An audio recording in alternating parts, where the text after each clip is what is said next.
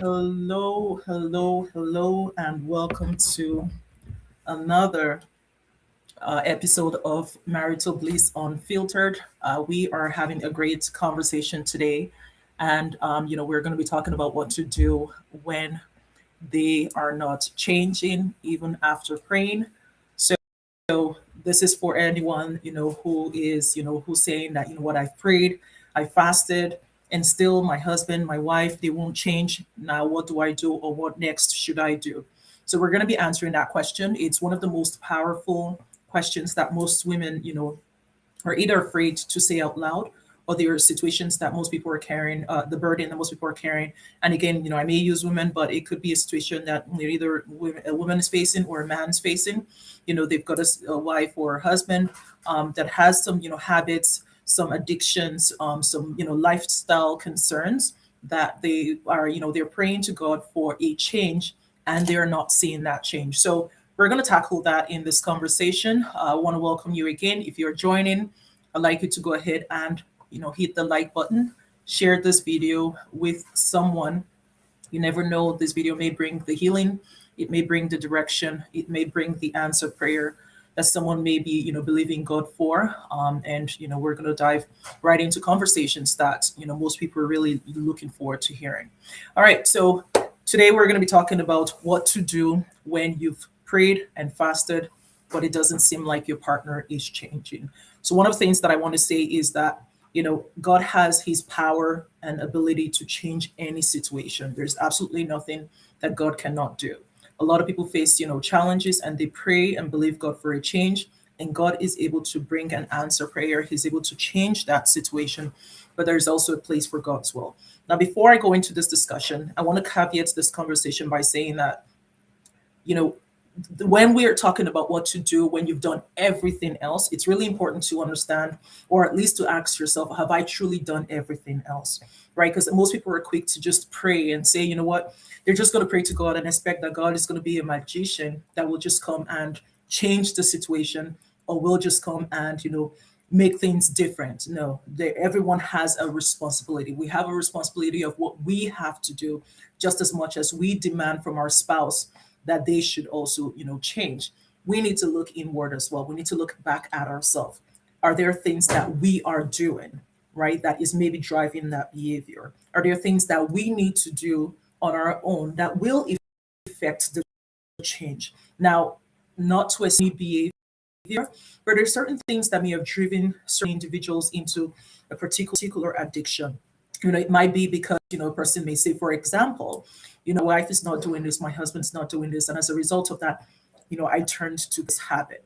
Again, like I said, it's not an excuse for any type of behavior, but it's very good to reflect, right? That introspective, review and assessment to say to yourself, what have I done, or what am I doing that's probably driving this behavior, and work on changing that. Now, until you get to that place where you say, I've my responsibilities are, and then I've taken the steps to address to it. I'm actively working on myself to address that situation. I don't think you can fully expect that God is just going to come in and he's just going to come as a magician and swoop and change that situation. So again, there's a place for personal accountability. So take accountability for your own actions before you demand change from your partner. But once you've gotten to that place, you've gotten to the place where you've taken time to reflect on your actions that may have contributed to the situation, and you've actually started addressing it, or you've addressed it, or you are on that ongoing journey where you're addressing it, then absolutely you can start saying, okay, I've done what I'm supposed to do, or I'm doing what I'm supposed to do, but then my partner is actually not, playing game, or they're not doing their own part, right? Or if you said that, what, we've done all of that, and I've prayed and I fasted, but really this person's just not changing. So what I want to say is, I want you to understand that, God has his part, and there is a part for prayer, but there's also a part for free will. There's a part for free will. God has given everyone, free will for each individual to be able to do whatever they want to do. And yes, God is sovereign, but God is not a manipulative God. He's not going to come and manipulate the situation. He's not going to come just because he's the sovereign God and just, go in and forcefully, effect change. No, God's going to convict, but he's not going to coerce us into any situation. Not at all. So you can intercede on behalf of your spouse, you can pray, you can fast, you can do so faithfully, but you can't force that transformation. And you can't do so expecting that, oh, God's just going to break them. Right. I've heard some people say at times that, I just pray that my husband, God will break my husband or break my wife, break them down and humble them and all of that. Right. They may get to experience the consequences of their actions, but it's not because, God came in and God did something to them. It's the consequences of their actions. They may have, landed in a situation where through the consequences of their actions, they've come to a realization that, what, this lifestyle's not good for me. This habit's not good for me. I really do need to change. I cannot continue with this, right? So it's very important to understand that, yes, we serve a sovereign God and he's able to change anything, but he will not coerce anyone to that change. He will not override our power or the power that we have over, the power of will. No, he wouldn't do that. He will, convict us, and hopefully we get to a place of, conviction where there's that heaviness in our heart, acknowledging that there is a change. So it's very important to know that there's nothing that God cannot do. What God cannot do does not exist. One of my dad's favorite scripture in the Bible was, it was, I am the Lord thy God. Is there anything too hard for me to do? So there's nothing that's too hard for God to do.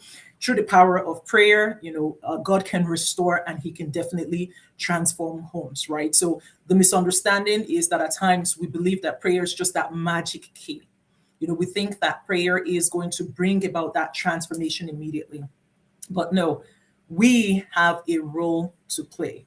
The Bible talks about be not just hearers of the word, but be doers of the word. God's not going to just force us to go do the word. No, he expects us to hear and then put into practice, put into action what we hear from the word. And it's also, aligned with the Bible where it talks about, be transformed by the renewing of your mind. So we need to ensure that, once we receive the word, once we hear the word of God, we accept the word of God that will bring the transformation in our heart. It's not something that would just be automatic. It's not something that would, just work on its own. Please make sure you let me know if you can all hear me. Just want to make sure that everyone can hear me. If you can, then that's it. Otherwise, feel free to just kind of drop me a chat. I want to make sure that everyone can hear me clearly.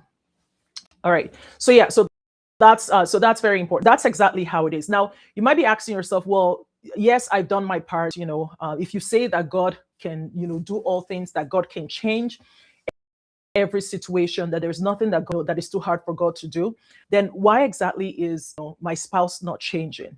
I've done my part.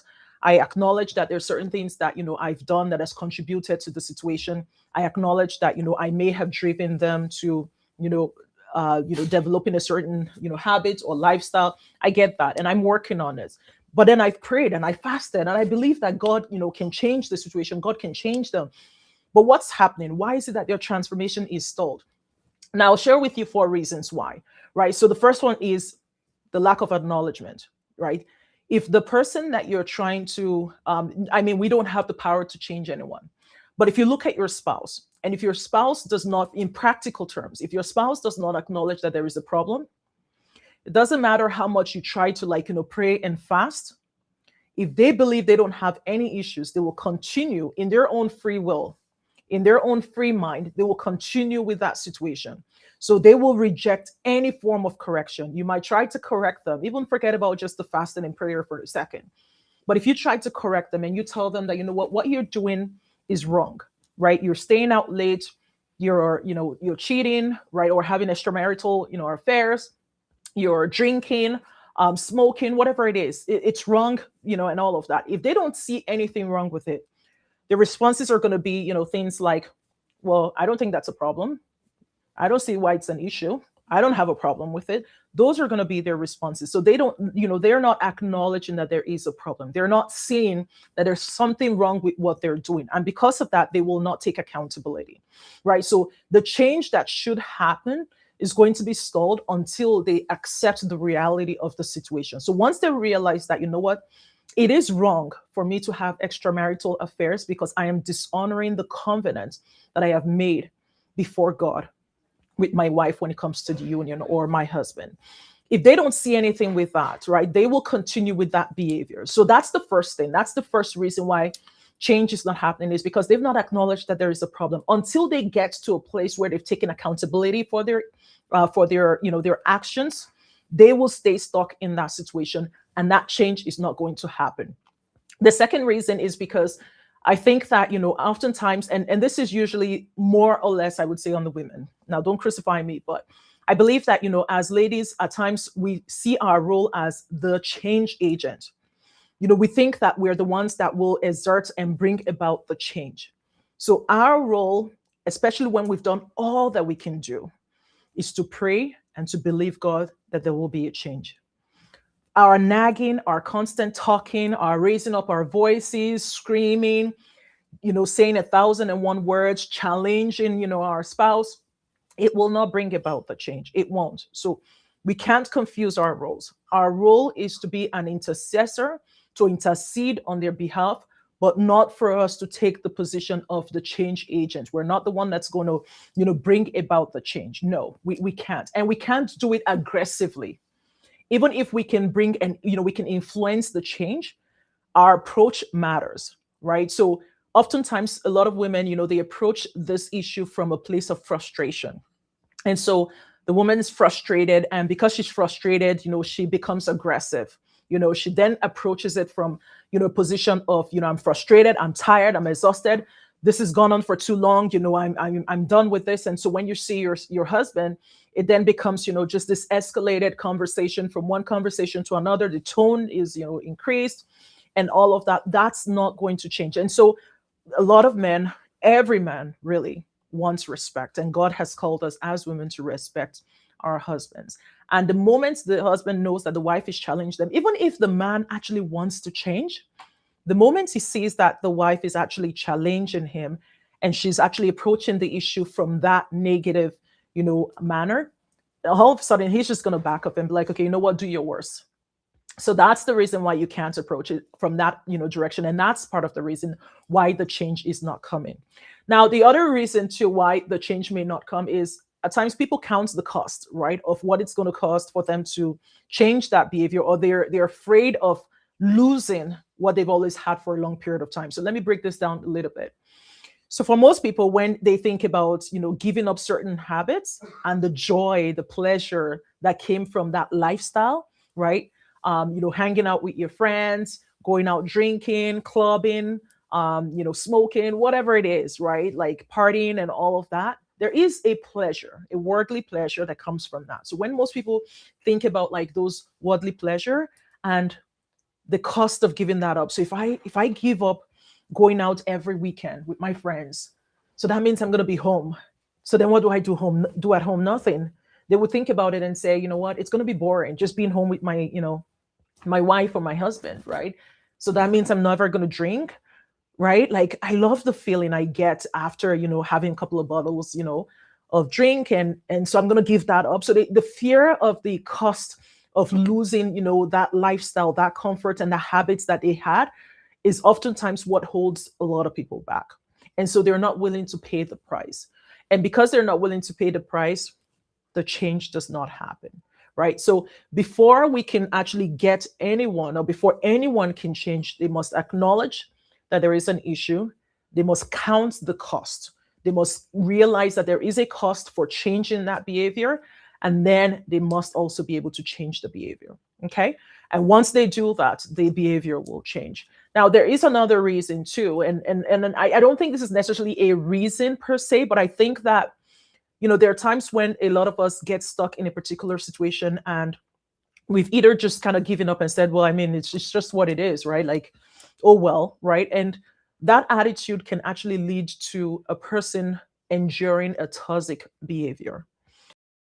And God has not planned any one of us to be in a relationship should endure toxic behavior, especially when it becomes abusive. And you find a lot of, or you hear of stories of, people that lose their lives because they were in an abusive relationship. They were like, you know what, my husband, or, my wife, right, whatever the case is, it seems to be more predominant amongst, male, amongst men, where, they get the drunk, or they're drinking, or whatever the case is, and then they get, physically abusive towards their spouse. And when you settle down and you think about it, or you analyze that situation, you realize that this is a behavior that's been going on for such a long period of time. The woman has probably like been praying and fasting, right? And she's like, nothing happened, right? The man gets drunk, comes back home, there's a verbal, altercation. It leads to something physical. And all of a sudden, the last blow, or the last hit, is what leads to, the person losing their life. And then you realize that unhealthy boundaries were never really set. And that's a very important piece, because there are certain people, once you set certain boundaries, it actually brings about change. So if you let your partner know that there are no consequences for the unhealthy behavior, there's really no motivation for them to change. There's no reason for them to change. But if you let them know that this is what I'm willing to tolerate, and this is what I will not tolerate, this is what I will accept, and this is what I will not accept, this is what you have to do for this relationship to continue. Once you're able to establish those boundaries, they get and understand what consequences, able to sort of, and then weigh them. What forgo the pleasure that comes from, or do I want to lose my family? Right? So you have to be able to set those healthy boundaries, especially when there are situations that could cause harm. Very important that you don't compromise on your safety just because you're trying to, keep the family. If your life is at risk, the life of your children, your family is at risk because of the behavior of your spouse, then you need to set, healthy boundaries. There needs to be consequences of those actions in order for you to bring about a change. And if you don't do that, what's just going to happen is, the cycle is going to continue. And the other thing too is those boundaries that you set, they must be boundaries that you don't compromise on. Because it's easy for someone to change for a little bit, or a little moment, or for the time being, and for them to, go back to their previous behavior. So it has to be one where the change is consistent, and it's, for a long period of time. It's ongoing, and it's not just something, and then don't expect them to change overnight. But as long as you can see that gradual change, then that's what you really want to see. So keep in mind that your prayer can invite God into the situation, but unless they acknowledge that there is an issue, and unless they take the deliberate steps and the deliberate actions to change and open the door for God to, work on their heart, that situation is going to remain the same. Now, in the Bible, it talks about, the man that, the person that confesses his transgression, the person, will prosper. But the person that does not confess their transgression, it says they will not obtain mercy. I may not be quoting it, correctly, but that's, that just leads to, that point I made about acknowledgement. If the person does not acknowledge that there is an issue, if they don't acknowledge that there is a problem, they will not enjoy the grace of God, or the strength of God, or the empowerment from God for that situation to change. All right. So very important that, excuse me, that we understand that God is not going to force, a person to surrender. He's not going to force a person to change. He's not going to break anyone, or bring, a person down to their knees where they're going to change. No, that change has to come from them. It has to come from them. They have to acknowledge the situation, and they have to be willing to change. Now, God can warn people before he brings about the consequences, or before the consequences of their actions, happens. He can bring about, warning, or he can expose, certain things to happen. So that way they would understand that, this is what's going to happen as a result of drinking. So for instance, if a person's drinking, one of the consequences of heavy drinking leads to kidney failure. It leads to other sorts of medical condition or health issues. A person that drinks heavily is not going to expect that they will be in perfect health. Right now, they may have a health scare, and that could be a way of God warning them and saying, you know what, you need to change this lifestyle, because if you don't change this lifestyle, you could lose your life, right? Or they could find themselves in the hospital and all of that, maybe with kidney failure or whatever the issue is. That's a consequence of their action, not necessarily, God actually It's not necessarily like God humbling them or God, bringing about the change. The person may actually get to a point where they realize, or that situation may humble them and they realize that, you know what, I can't continue with this habit. I have to change. Okay. So those are part of the reasons why a person may not necessarily be changing. Now you may ask me, okay, well then what do I do next? Right. So if you can't get them to a place where they acknowledge that there is an issue, you can't bring them to a place where they realize that there is something to lose, which is their family, the relationship, the marriage, right, in place of what they are choosing to enjoy. Then you can shift your prayer, or you can shift your focus, or you can shift your actions on what you can do next, right? So you can change your prayer from, God, change them, right, to God, bring them to a place where they realize that this is wrong. Because until they realize that it's wrong, until they acknowledge that this is wrong, they will not change. So it's God, change their heart, change their mind, open their eyes so they can see truly that this situation is wrong. Because there's a way the gods of this world has blinded the eyes of men, so that what they are supposed to see as destructive, they will see it as pleasure.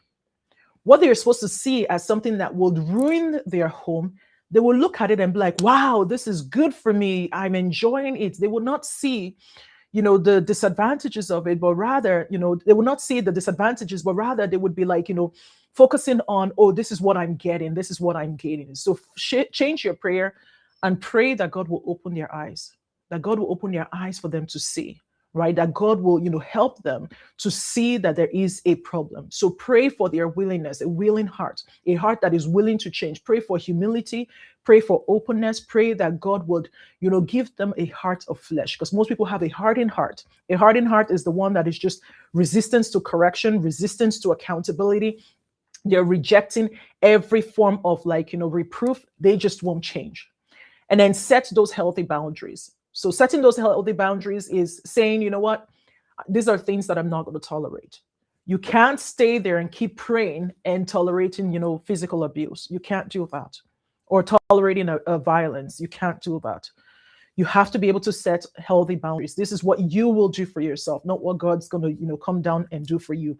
Define what you will and what you will not tolerate, right? Because when you set those boundaries, what it's going to do is it will encourage accountability, and it will also clarify what the consequences of your actions are going to be. And then there is the place of wise counsel. And this is why I advise a lot of singles. Before you get married, make sure that whoever you're marrying, especially, the man, has someone that he listens to. Someone that he's able to humble himself and say, this is the person I submit to. A man cannot expect the woman to submit to him if he does not submit to God. But he has to have, physical, parents, spiritual fathers, spiritual, mentors that are in his life that he can submit to. And the same with the woman. So you have to be able to say, who do we go to as wise counsels in our lives that we can bring our marital issues to?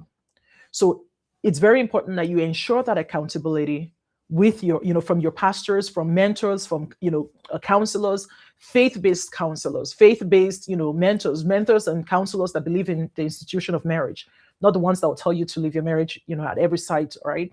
So it's very important that you actually go to them. Don't just say, you know what, we are praying, we're fasting, especially if your partner tells you, I don't want you taking my issue to, anybody. I don't want you bringing my, no. Trust me. If your marriage is important to you, if you see it as, something that God has instituted, you won't listen to your partner when they say, don't take the issue anywhere. I can understand when a person says, don't take our marital issues to just any Tom, Dick, and Harry. Granted, absolutely. And I wouldn't encourage that. But if they don't want to go to your pastors or the spiritual mentors and counselors that you have already predetermined before marriage, or that they honor, that's the problem. And I would say, you know what, take it there. Why? Because there's fire on the mountain. That is how you need to treat those issues. Now, it's not for trivial issues. Oh, my husband, didn't remove his shoes when he came into the house. He walked into the house and because of that, I'm tired. No. Those are trivial issues. Or my husband, was supposed to buy me gift for my birthday, didn't buy me gift. No. Those are not the issues that we're talking about. We're talking about issues of life and death, issues where your values, your principles are being violated, issues where your life and your safety is at risk. You bring those before your pastors. So it's important that you engage your pastors. If they refuse, you must still seek counsel for your own peace and for your own protection. Don't take it where they say, no, don't take my issues. No, don't take your issues anywhere. Don't take issues before friends. Don't take issues before family. Don't take issues before relative. No, don't take issues before anybody on the street. Oh, I just feel like talking. Let me unpack. Let me unload. No, no, no, no. That's not it. Take the issues to the right place. And then it's important that you work on your inner transformation. Like I said earlier when we started, ask yourself, what role do I have to play in all of this? How have I contributed to this? Right? And then start working on your own transformation. You can't demand transformation from the other person when you have not first and foremost worked on your own. Even in the Bible, God says you can't remove the speck in another man's eyes when there's a log in your own eyes. So focus on and address even your own patterns, the things that you have done that has triggered that behavior. And your prayer should be inviting God into your own life and your own situation to first and foremost do the work in you. And then, lastly, there are certain outcomes that you have to let go of to know that, this is beyond you. It's beyond what you can bring about a change. Like I said, as long as it does not affect your health or your life is not at risk, it's not threatening your safety and security, there's certain things that you have to be able to let go of. There are certain issues that you just have to let go of, especially those trivial, issues, the small matters. You just have to be able to let go of it. All right. So those are some of the things that you need to do. But the one message that I want to leave for you is that you need to understand that their transformation, your partner's transformation, you've prayed, you've fasted, you've done everything in your power that you need to do. Know is that their transformation is independent of your transformation. Do the work that you need to do. Pray and believe that God will do the work that he needs to do in them. Change your prayer, that God will give them a willing heart, that God will open their eyes and give them a seeing eyes to truly recognize that there is an issue and for them to accept change. Right? So pray and, also, just focus on your own transformation and making sure that through your own transformation, hopefully it will breed transformation in their own life. If there's actually something that you may have been doing that's triggering their behavior, when you're transformed, it will naturally bring about a transformation from them because they will see a different you and that would lead to a different them.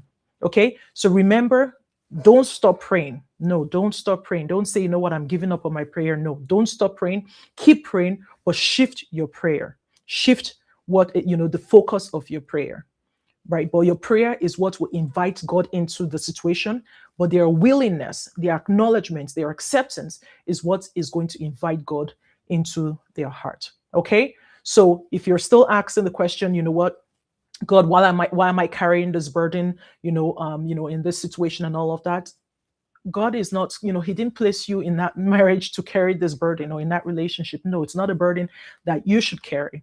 No, it's not a burden for you to carry. Instead, change your prayer, set specific boundary, work on yourself, just surrender the things that you have no control over and focus on the things that you have control over. So don't stop praying, but stop forcing the change. Don't force the change. We don't have the power to force the change. We are not change agents. No one person, no one man has the power to change another person. But instead, just focus on, your obedience to God and just let God deal with your willingness. Okay? So if you have any questions, excuse me, if you have any questions, please feel free to, drop me a questions. You can follow me on Instagram. I'm on Instagram. I'm on Facebook. You're on YouTube. I'm also on TikTok. So feel free to, drop your questions, drop me a message, and I'll answer your questions. And make sure that you subscribe, you share this live, follow me on all my platforms, and don't forget to join me next week for another live conversation. And I pray that, as you go today, that the Lord will minister his word into your heart and that he will take every burden that you have been carrying and that he will let you know that you're not in control of that situation, but that he is in control of that situation. In Jesus' name we pray. Amen. All right. Until next week, take care and, keep living out, kingdom marriages. And we'll see you next week. Bye for now.